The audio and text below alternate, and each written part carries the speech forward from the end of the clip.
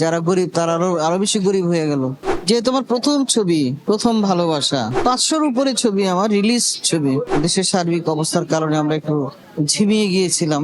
আরো কারণ হলো সবার কাজকর্মের অবস্থা খারাপ। যারা বড় লোক তারা তো বড় লোকই, যারা গরিব তারা আরো আরো বেশি গরিব হয়ে গেল। অনেকে এখনো কাজ পাচ্ছে না, কাজ নাই, চলতে পারছে না। অর্থনৈতিক অসচ্ছলতার কথা আপনারা শুনছেন। আশা করি ধীরে ধীরে এগুলি সময় লাগবে, ঠিক হয়ে যাবে। তো ওই একটা অবস্থা থেকে দেশটা যখন আর একটা অবস্থার মধ্যে চলে এসেছে, একটা উন্নত হওয়ার চেষ্টা চালানো হচ্ছে, তো পরিবর্তন তো হবেই, থাকবেই। তো ওই হিসাবে জাঁকজমকপূর্ণ বলা চলে যে আমরা একটু ঝিমিয়ে পড়েছিলাম। তার মধ্যে থেকে একটু একটু আমরা একটু সচল, মানসিক ভাবে সচল বলতে পারেন।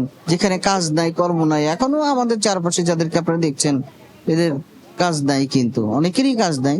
কিন্তু সবাই একত্র হওয়ার কারণে সবাই বেশ স্বতঃস্ফূর্ত ভাবে অনুষ্ঠানে অংশগ্রহণ করছে। তার কারণ হলো অনেকের সাথে অনেকের অনেক দিন পরে দেখা হচ্ছে, সুখ দুঃখের কথা হচ্ছে। এই কারণে আপনার ঝুড়িতে এই যাবত কতগুলো ছবি আছে? 500-র উপরে ছবি আমার রিলিজ ছবি। এটা বলাটা মুশকিল, কারণ আমি আসার পরে হঠাৎ করে এত ছবি আমার হাতে চলে এসছে। এত ছবি একসাথে, সবই একটার চেয়ে একটা ভালো ভালো ছবি।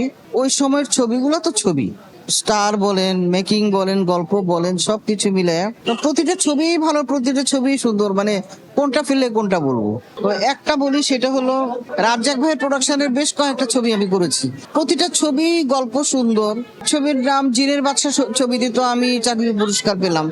ঢাকা 86, তারপরে রাজা মিস্ত্রি, প্রেমের নাম বেদনা, আর মনে করতে পারছি না।